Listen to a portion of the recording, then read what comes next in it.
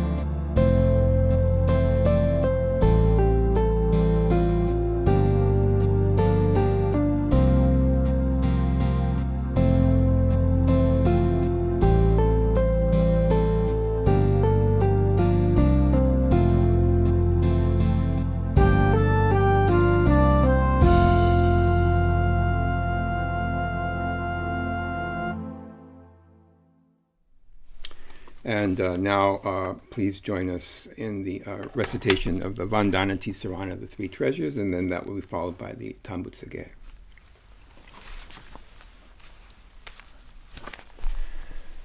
Namo tassa bhagavato arahato samma sambuddhassa buddham saranam gacchami Dhammam saranam gacchami Sangham saranam gacchami. Difficult is it to receive life in human form. Now we are living it. Difficult is it to hear the Buddha Dharma. Now we hear it. If we do not receive awakening in the present life, then in what life can we hope to receive it? Let us reverently take refuge in the three treasures of the truth. I take refuge in the Buddha. May we, together as one, begin on the great path of enlightenment, holding in our hearts the supreme aspiration.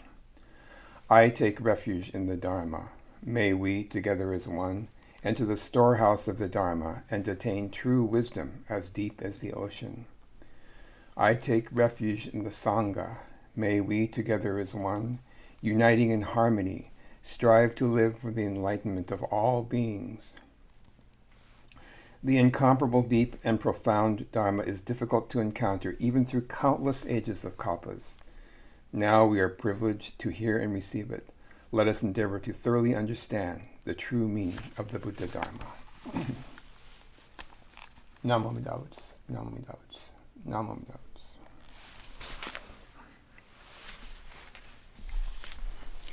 I forgot to offer incense, so let me offer incense for all of us here.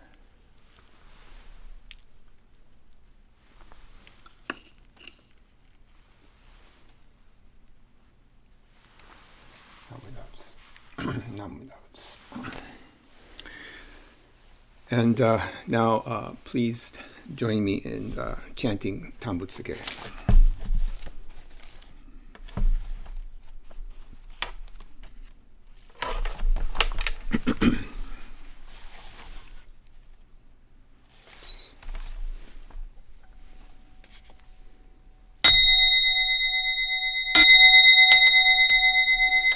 Kogen Gigi Ijin Mugoku Nyoze Enmyo Muyo Tosha Nichigatsu ni Shuko Enyo Kaishitsu Onpe Yunyaku Jumoku Nyorai Yoken Chosei Murin Shogaku Dai On Koru Jippo Kaimon Shojin Sanmai Chie Itoku Muryo Shushoke Ujin Taizen Shobu Hokai Gujin Jin no Kugo Gaite Muryo Yokunu Seison Yomu Nin no Shishi Jin Toku Muryo Kukun Kodai Chie Jinmyo Komyo Iso Shindo Dai Sengan Ga Sabu Saisho Ho Kado Shoji Mifu Geda Fuse Joi Kainin Shojin Yoze Sanmai Chie Ijo Gose Tokubu 不行志願一切空空一切大安慶始有部百千億万無量大小修行語者供養一切使徒勝負不尿具道検証不客非尿語者勝負世界部不可け無種節と公明師匠変師小国行税諸人偉人南老両がサブ国土第一五種金明道場調整国如内音に無とそがと愛民道だ一切実法来所心根諸上意図が国経楽安の公部神妙税が心象発願お非力少々欲実法生産知恵無下上量子孫知が心行軽量心死食毒中画行精進忍術不見ナマダブナマダブナマダブナマダブナマダブナマダブ願に宿毒平等正妻同法母大心往生安楽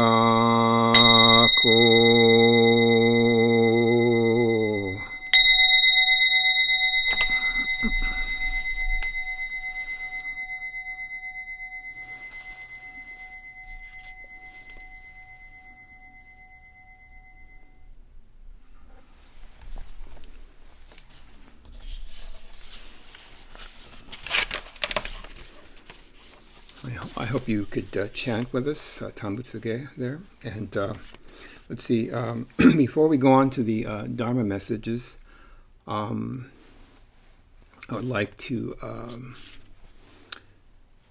do a shout out for our birthdays for February.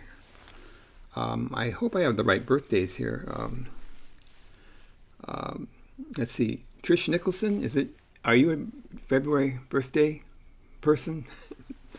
Hopefully Trish is, and Jeff Lane, I don't think Jeff is here, but Jeff Lane, Rudy Gomez, Lauren Kashiwabara, if you're watching, happy birthday, and then Cameron Ikeda, I don't think Cameron's here, but I think her mom is here.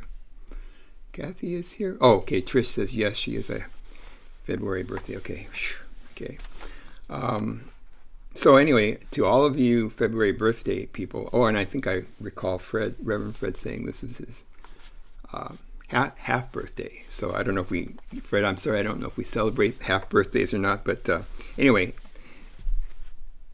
in Buddhism, happy half birthday to you, and happy real birthday to the rest of you February birthdays people. So now let's go on to our Dharma School story time. And as I said in my opening, this is Diane Hata's Dharma School story time message, and it's entitled Zen Pig, where you'll find love. So please enjoy Diane Hata's Dharma School story time. Good morning. The book that I'd like to share with you today is called Zen Pig, Where You'll Find Love.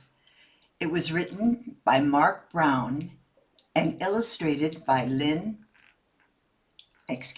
Amy Lynn Warwick.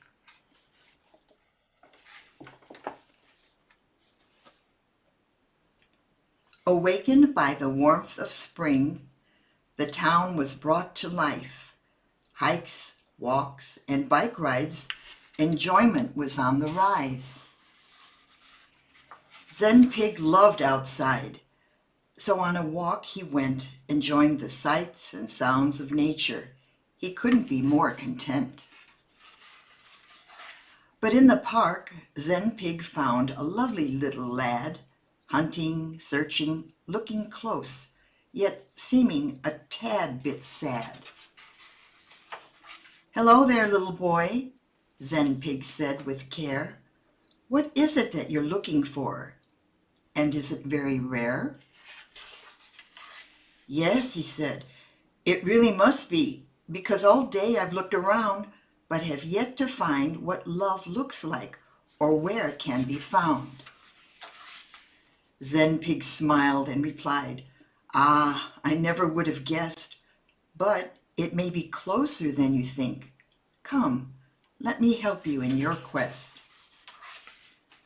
First, we must remember that love is not a thing, but the way we treat ourselves and others, the song our actions sing. Love can be seen in every mother's eyes, within her gentle kisses and in her calming of cries. Love can also be quite simple. Just a "Hi, how are you?" Showing someone that you see them can lift their entire mood. But as you show love elsewhere, don't forget about yourself. You are a cup that must be filled before you can share with someone else. Our actions become our living words. What we do is how others know. When it comes to our love, it is meant to be shown.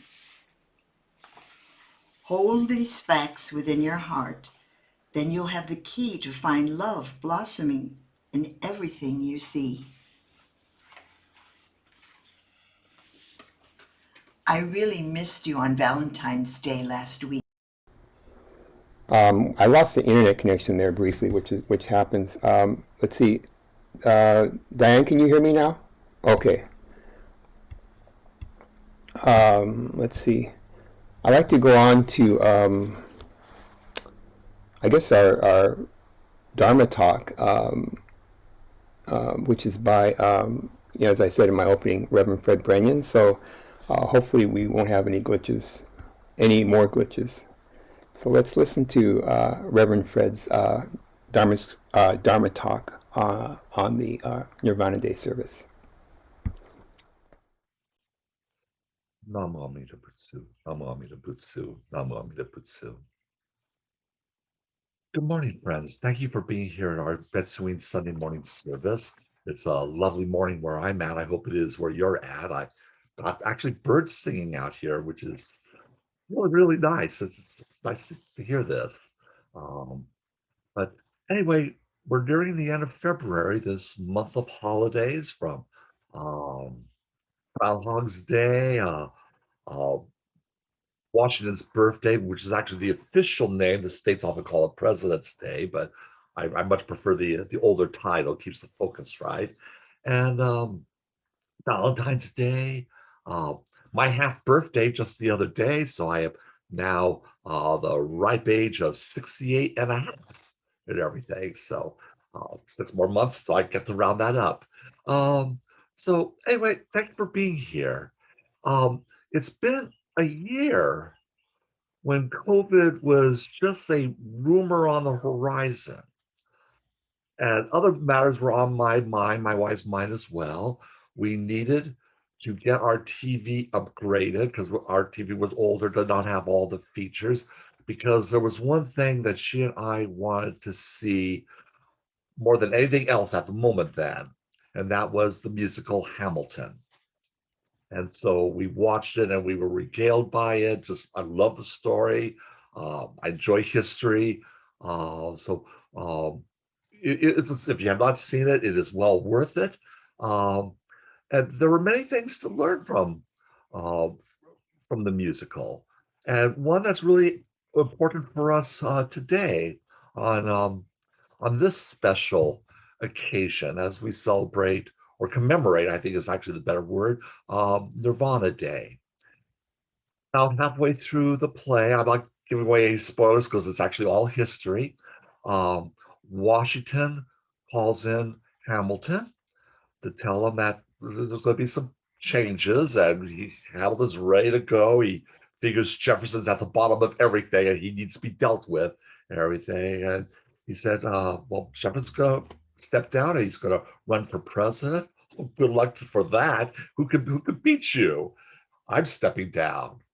And that was a bombshell for Hamilton. For most of the people of the new United States, Washington was the one person, the indispensable person that everything revolved around. As long as he was there, we were secure, we were safe, we will be guided.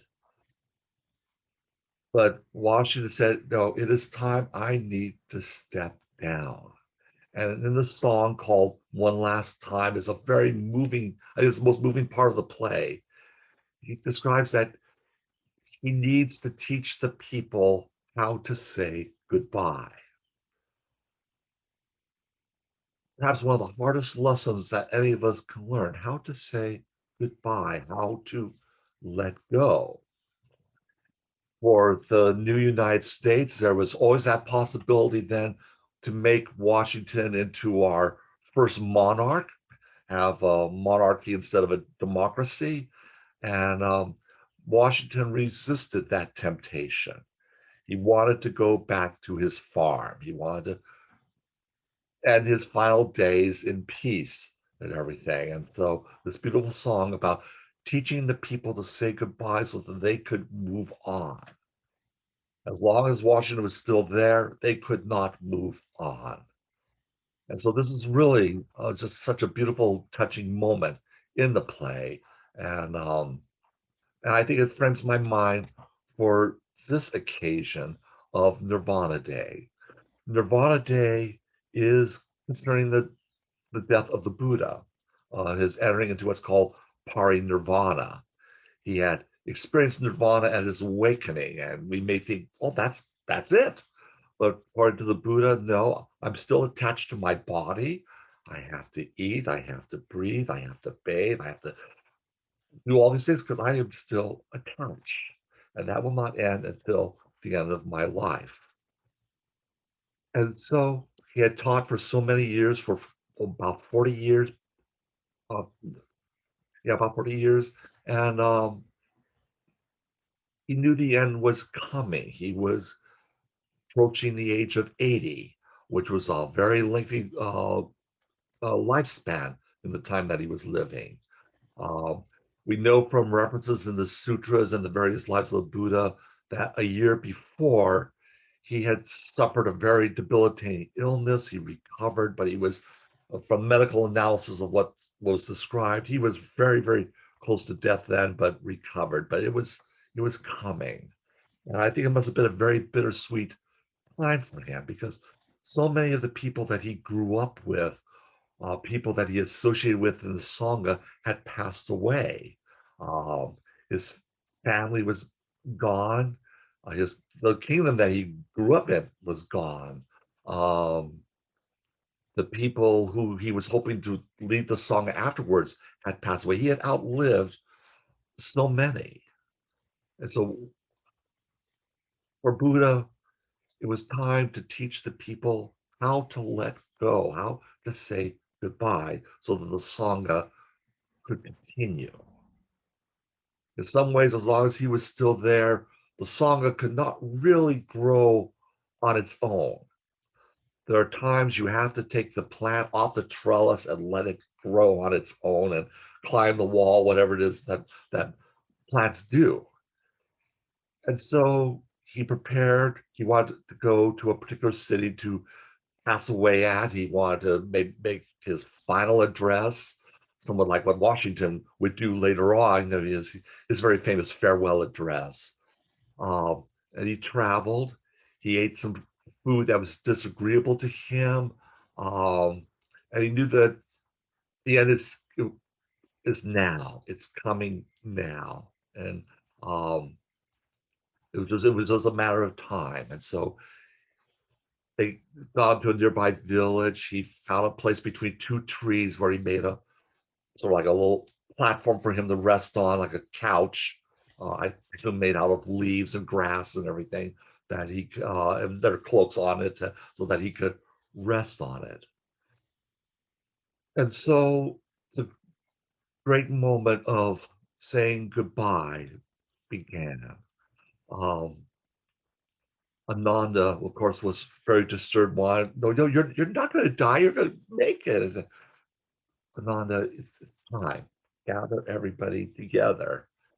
And so the Sangha, the part of the Sangha that was with him, other members were out on their various retreats or missionary work and everything, but those that were with him gathered. And Ananda, the Buddha said, do any of you have any questions, anything you need to know or that's puzzling you? And everybody was just silent. They were out there, all in their meditative pose. And Ananda said, is this not something every one of these monks here, they have reached the understanding that you have taught. You have fulfilled their needs. They have no further questions. You are it. And that the Sangha will be all right. At this point, there was a disturbance. That person who's usually the elephant in the room. When I first read the account, I felt I'm this character. This person from one of the villages bursts in and says, I want to be a part of the Sangha. Please take me in. And he's being shushed away. No, the Buddha is dying. Please don't make a disturbance. Go away. But the Buddha heard the noise and asked, well, what's the problem here? Well, this man wants to become part of the Sangha. And this can wait. No, it can't. Bring him here. And so Buddha quizzed him and then gave him his robes and embraced him into the Sangha. And he took his place with the rest and sat in his pose with everybody else. I think this broke the ice with everybody because all of a sudden, the Sangha that was supposed to know everything, had no questions, now had questions. Perhaps this is what the Buddha was waiting for. And the most important question was, who's going to lead us?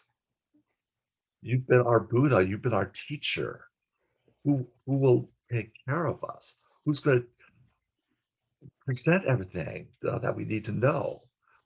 And the Buddha said, you have everything already. You have the teachings. If you have the Dharma, you have me. This was one of the Buddha's perhaps greatest gift to the Sangha. He made it very clear that the physical Buddha, the Buddha that they were with, they don't need him anymore. They have the teachings, and he is in the teachings. As long as you listen to the teachings, live the teachings, the Buddha is there, is with you, will always be with you. You have no need of a leader. And he told them, be a refuge for yourself. We talk about taking refuge in the in the Dharma and the Buddha and the Sangha, he gives this one extra refuge. I think we should always keep in mind that ultimately you have to take refuge in yourself. You have to be the one that guides the ship of your life, but you have the Dharma, you have the shining light of the teachings to guide you through the oceans of life. A very, very precious gift. And in this, he did something that was so unique compared to what you see in so many of the other world religions. He did not appoint a successor. He did not appoint someone who would be the boss over everyone else. Does not finger point other groups because they each have to find their way of how to administer, and some need a very strong leader to administer or to guide or to focus people. Um, but he removed that aspect from the Sangha. Um, we do not have a permanent group of clergy who control or decide or direct and that everybody must be answerable to. He said, ultimately, you are the judge of what the Dharma is for you. You will have to work this out. You must be a guide to yourself, but you have everything you need. Everything is there. This, when we look at the three treasures of the Buddha, the Dharma, and the Sangha. And of course, we think of the Dharma as being preeminent, and we think of it those the teachings, but it is more than just the teachings. The teachings are just words that are strung together to help stir things up in our mind to give us understanding. But the most important thing about the Dharma is that it has not to be just listened to. It has to be acted on and it has to be lived. So living the Dharma is of such tremendous importance. That's why in our tradition, we talk about having a good teacher or a good friend who just doesn't just teach, but by their life and example, show what the Dharma is. And the Buddha has been that example. He gave us the teachings, his first great gift. His second great gift was to show us how to live it. And he did that throughout his teachings. And we tell the stories of the Buddha and his interactions with everybody. And those are perhaps the most important part of the teachings because he shows us how to live. But now, on this day, he gives us our final gift by showing us how to say goodbye, how to let go.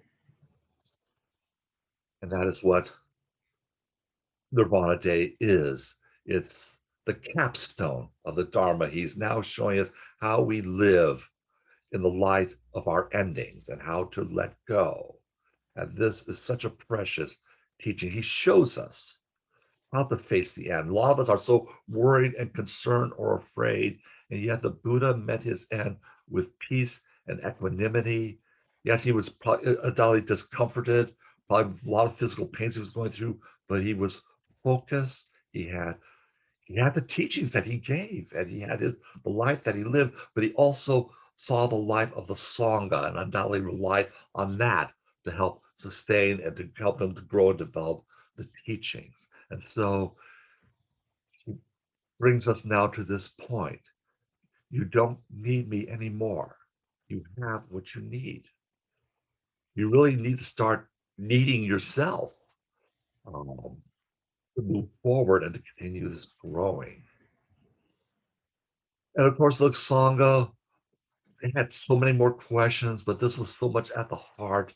Um, and everything like, well, what about the rules? What do we do about that? Well, get rid of the ones that you don't need, keep the ones that are important, and everything. But the Sangha said, well, we better keep it all because we're not Buddhas and everything. But he gave us the freedom to grow and develop the teachings and to live them, apply them, and to adapt them, not to fix them in stone, but to flow as life flows.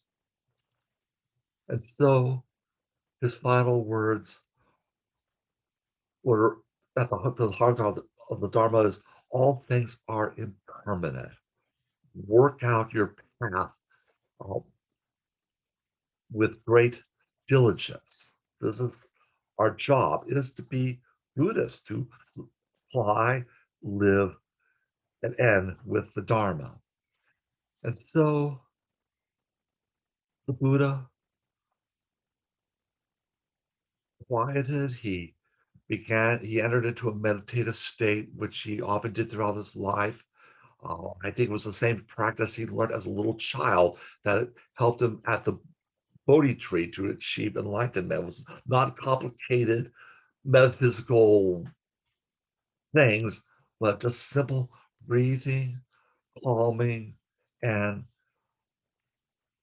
to use that song from Hamilton, one last time, to let go, to say goodbye, smile, and it was over. And so this is the wonderment of Nirvana Day. We may think about it as a time of mourning that the Buddha's dead. What are we supposed to do? But he gave us the gifts. He gave us all that we need. Nirvana Day should be a day of, maybe rejoicing is the wrong word or too strong, but a sense of peace, of gladness that we are on the right path.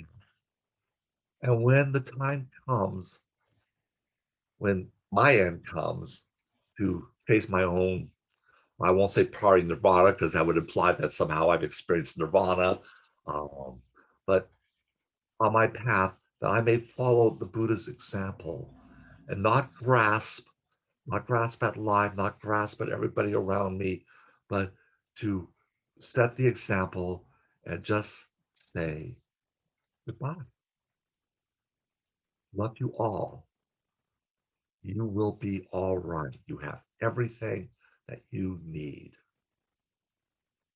Thank you very, very much, friends. Enjoy this day, treasure it, apply its teachings.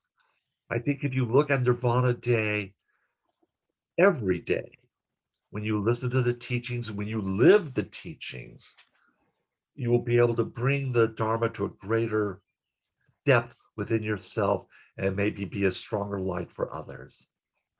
So, thank you. Namo Amida Butsu. Namo Amida Butsu. Namo Amida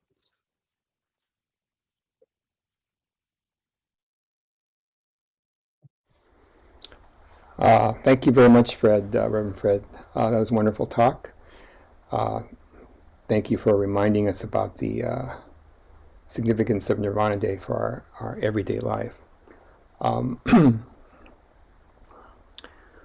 Let's see. As far as announcements,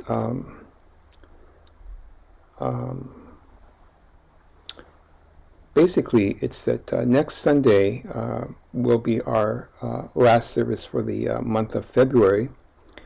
And since it's the last Sunday of the month, we will also have our Coffee and Dharma discussion at 9 a.m. before the service. So please join us for both the Coffee and Dharma and the Sunday service at 10 o'clock. And then in the meantime, if you haven't yet gotten vaccinated, I hope you can get your first or your second vaccination as soon as possible, as soon as it becomes available to you. And then meanwhile, please continue to stay safe, and hope to see you all next Sunday.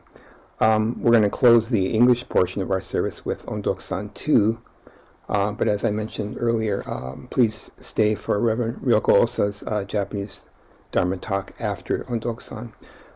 This particular Ondok-san is a experimental version. I'm in the process of adding a vocal track or two with some help from my friends. It's not finished yet, but this has at least one track on it, so hopefully it will help you to sing Ondok-san 2. So please join me in Ondok-san 2.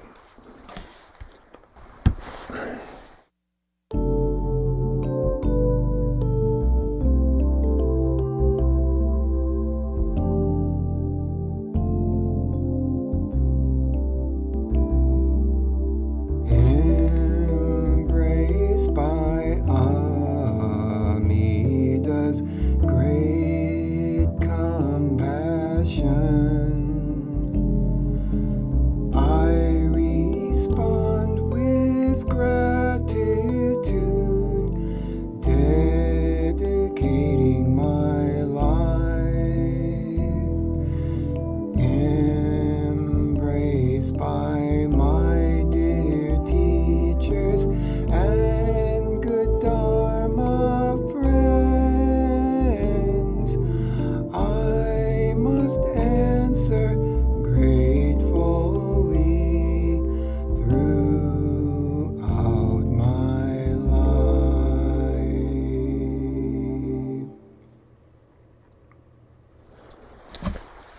Namo Amida Butsu. Namo Amida Butsu.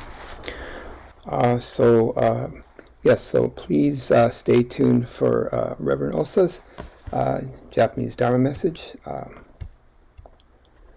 Here is Reverend Ryoko Osa from our Berkeley Higashi Honganji Temple. 南無阿弥陀仏、南無阿弥陀仏、南無阿弥陀仏。はい、皆様おはようございます。本日はロサンゼルス別院の、日曜礼拝にお話しさせていただくことでとてもありがたいと思っています。私はですね、この上にバークレー東本願寺とありますように、こちらバークレー東本願寺から、日本語での法話をさせていただいております、長良子です。ロサンゼルス別院では、私もですねお世話になりました。そういうご縁でですね、このような、オンラインでですけれども、ロサンゼルス別院の日曜礼拝でお話しできること、また日本語ですので、私もこうリラックスして緊張せずにですね、こう言いたいことをこう自由に言えるので、とても嬉しいです。またメンバーの方ともですね、一方通行にはなりますけれども、私が、今元気でいるっていうのも見ていただけるのもとてもありがたいご縁ですね。今日はですね、大統領選挙も終わって、就任式も終わりまして、そして世の中はですね、コロナウイルスの、ワクチン、ね、感染予防のことなどこう新しく目まぐるしくですね、いろいろ変わってますけれども、いろんな願いがですね、大統領の就任式でもいろんなこれからこうしたいんだ、ね、いろんな願いが語られてますけれども、私たちの願いっていうのはですね、私たちがこうしたい、このような世界が欲しいってもちろん大事なんですね。こういうふうに頑張る、ね、もちろん大事なことです。それがないと前にね、こう日々の生活がこう前向きなものにならないので、こういうことしたいんだっていう、ね、そういう気持ちは大事ですけれども、そこだけではなく、やっぱりこう私たちに願われていることをですね、に気づくということが大事なんだなっていうふうに最近親鸞上人の教えから感じるところです。私たち東本願寺って言いますけれども、西本願寺さんもそうですけれども、全てですね、ウエストコブの東本願寺、ロサンゼルス別院、東本願寺ロサンゼルス別院、バークレー東本願寺、東本願寺ってついてます。本願がついてますね。それはですね、根本的な願い、根本の願いですね。本当の願い、もともとの願い、オリジナルのね、みんなの願い、仏様の願い、ね、私のダイエットしようとかそういう願いとか、痩せたいなとかそういう願い、あるいはですね、世界平和、もちろんみんなが願う世界平和ですね、病気で苦しまない、コロナが終わってほしい、ね、そういう願いも大事ですけれども、その私たちを超える世界から願われているっていうことをやっぱりそこに気づく、ね、気づきなさいよと南無阿弥陀仏という言葉でですね、気づきなさいって言われてるんだと思うんですよね。本願に気づきなさい。仏様の本願っていうとですね、ちょっと中には私もそういうことがありますけれども、じゃあ仏様って誰よとね、実体的に考えてしまうと難しいんですけれども、そういう人間とかそんなことではなくてですね、その願いのもと、具体的には例えば皆様のご両親が、ね、私たちに願っていたこと、例えば私思うのはですね、私赤ちゃんが大好きなんですけれども、どの赤ちゃんを見てもですね、やっぱり可愛いと思うんですね、自然と思うんですけども、生まれたての赤ちゃんがね、目の前にいたら、この子が幸せに、ね、暮らしてほしい、幸せになる世界になってほしい。この子が苦しみから苦しみのない世界に育ってほしいって単純に思うと思うんですね。その願いですね。その願いが実は私たち一人一人にかけられている。それが誰なの、誰からなのとかいう誰っていうのでなく、そういうふうにかけられてるんだ。その元が仏様なんだっていうね。単純に考えて、お父さんお母さんが私が生まれた時にはそういう気持ちになったと思いますし、私たちも赤ちゃんを見るとそういう気持ちになる。その集合体が本願なんではないかなと。だから願われてるってことですね。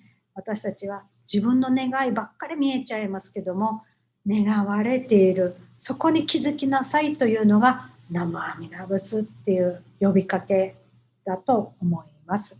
今日は短いお話ですけれども、また機会があればお話しさせていただきたいと思います。はい。南無阿弥陀仏、南無阿弥陀仏。ありがとうございました。お元気で。